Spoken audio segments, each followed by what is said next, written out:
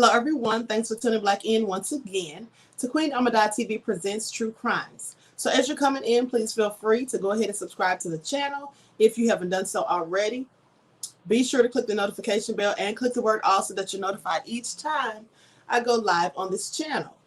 Okay, don't forget to follow me on Instagram at Queen Ahmadiyyah. Also on Instagram at divine_goddess_27.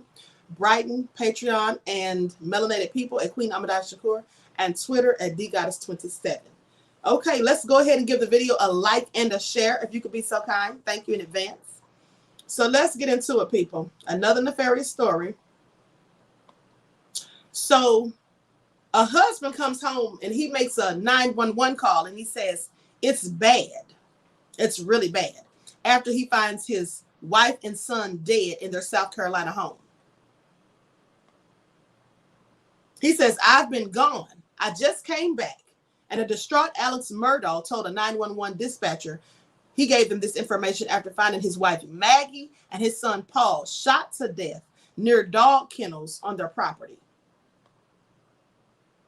Now, Alex Murdaugh had just arrived back to his family's sprawling South Carolina hunting retreat when he found the dead bodies of his wife and his son near the dog kennels. He said, it's bad.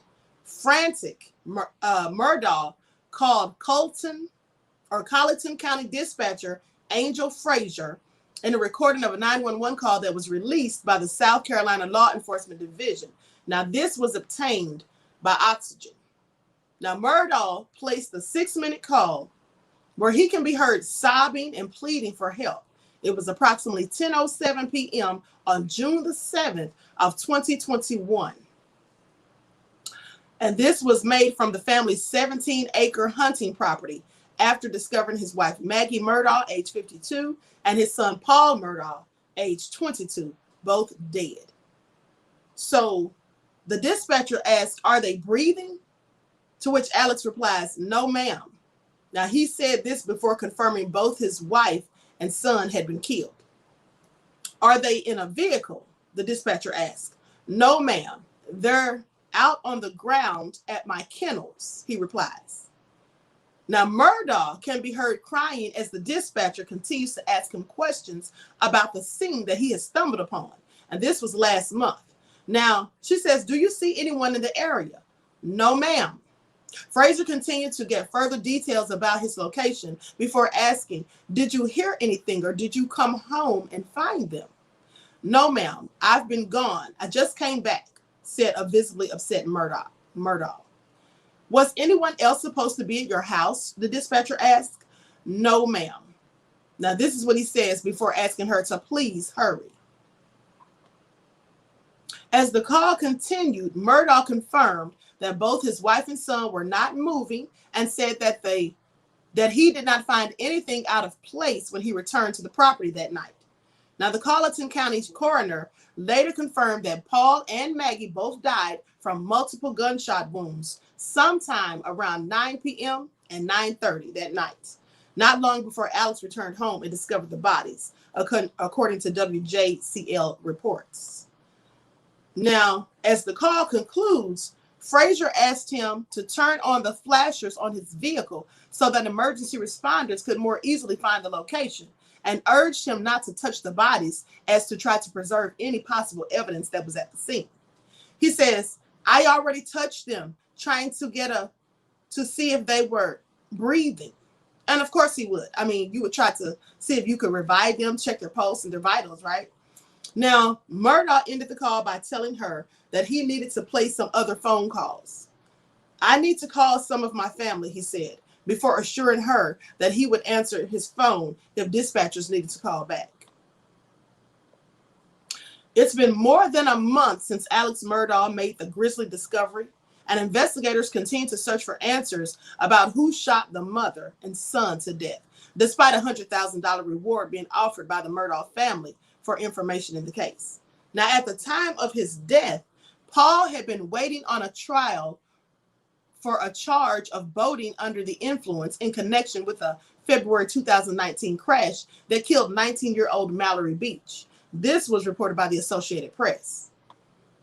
The South Carolina Law Enforcement Division has said they are also taking a new look into the 2015 death of 19-year-old Stephen Smith. Other information was uncovered during the Murdaugh case that suggested that Smith's death should be re-examined. Now, WJCL gave this information. They say Smith's body was found in the middle of the road in Hampton County in what was believed to be a hit and run. It's not clear what information was uncovered in the investigation that led to a new look into Smith's case. The Murdaugh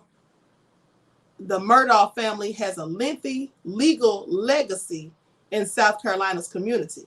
Alex's father, grandfather, and great-grandfather all served as elected prosecutors in the area, and Alex had served as a part-time prosecutor in the solicitor's office before the deaths. Anyone with information about the double homicide is urged to contact investigators. What do y'all think about that? Doesn't that sound like something suspicious? Do you all think maybe the husband had something to do with it?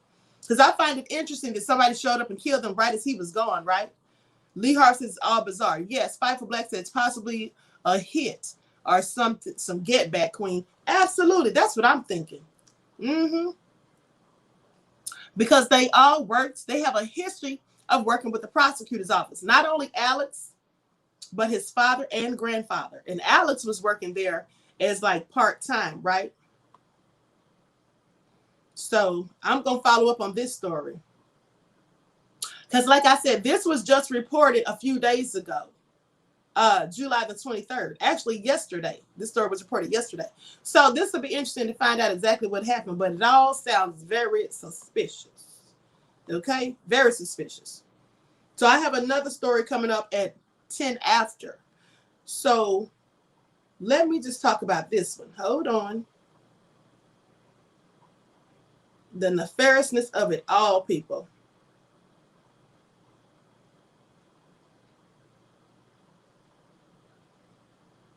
Listen to this.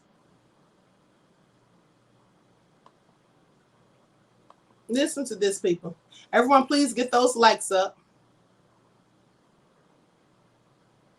Now, this is oh, never mind. I'm not going to tell you all about that. I'm going to save that story for the root of all evil.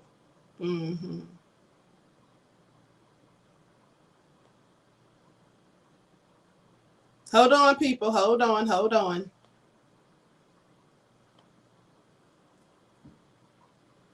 No witnesses, no camera. Doesn't sound like it. You know what? Conveniently, they probably removed the cameras or turned them off so they wouldn't record anything. Because I absolutely think somebody knows what happens. Okay?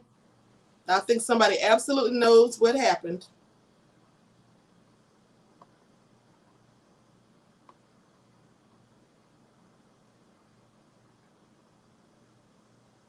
Woman and 4 accomplices held for killing her husband for insurance money. People are so nefarious these days. When I tell you, they are so nefarious.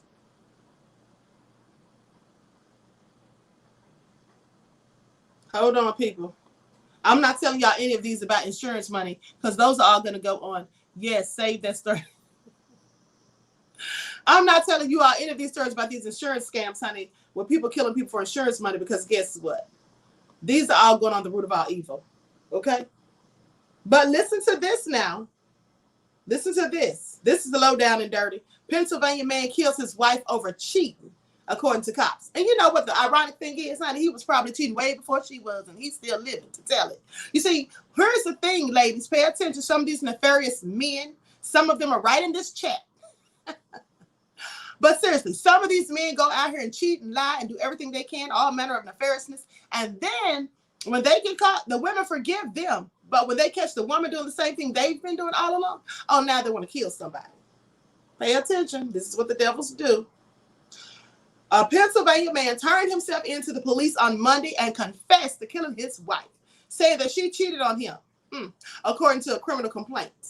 Like that's what she deserved. Daniel Barrett, age 40, faces charges of criminal homicide after confessing to the gruesome death of Mary Barrett at their Plymouth, Pennsylvania home, according to the charging documents. So this is also nefarious. Hold on, people. These darn pop-ups. Oh, I hate when this happens. Hold on.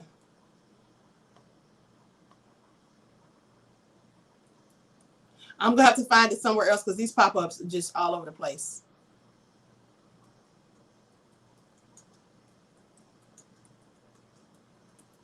Here we go.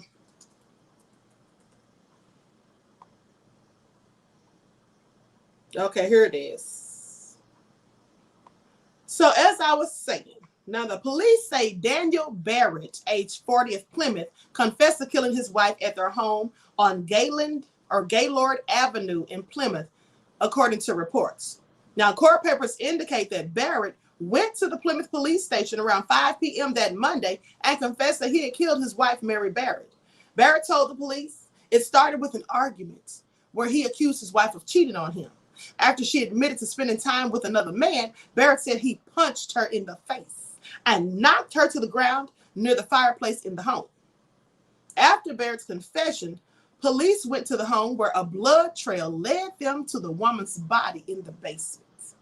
Barrett told police he remembers punching his wife and knocking her to the ground by the fireplace, but says he then blacked out conveniently. So he didn't remember anything else that happened after he knocked her to the floor, with punching her in the face, no less.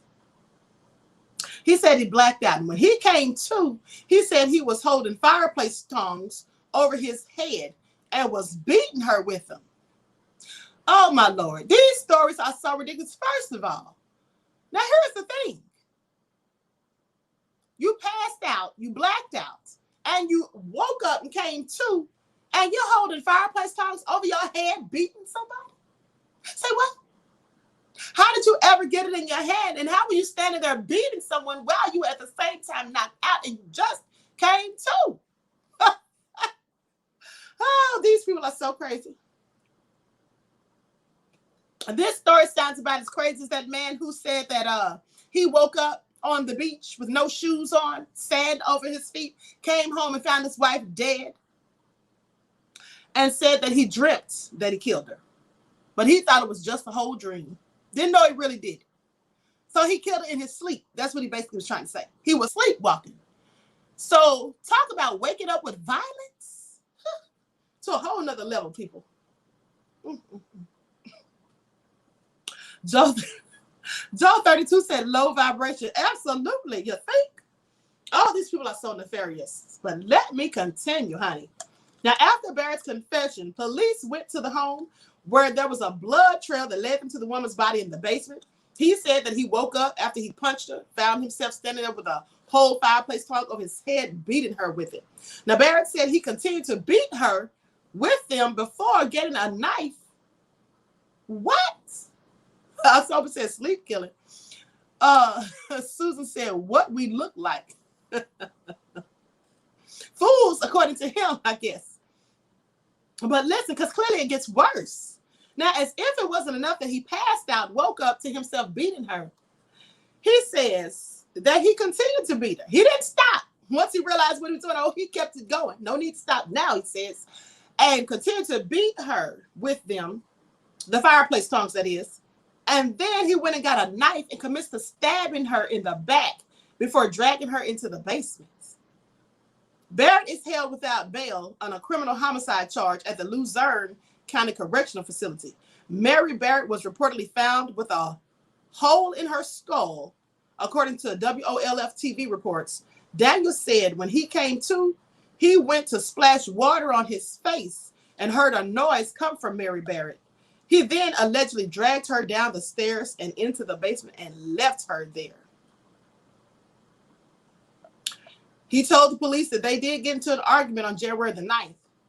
Barrett says he did not go back into the basement until Sunday to cover Mary with a sheet. Ooh, nefarious, honey. What is wrong with people? I don't have time for this foolishness. This is all so crazy. Yes, Judah Queen said, what a beast. Absolutely, honey. No less, right? So anyway, that's all crazy. So let's move on to the next story. He did all that while he was asleep. Yeah, okay. said he blacked out. Okay? Yes, he apparently did. Serena said overkill. What? Okay. Judah Queen said I wouldn't be arguing. Right. October says he was real mad and probably had a bad day. Okay. Police. On that note, I'm going to conclude this broadcast because I'm coming right back with another story. So everyone, please make sure you like and share the video, subscribe to the channel if you haven't done so already. And I hope to see you all in the next chats.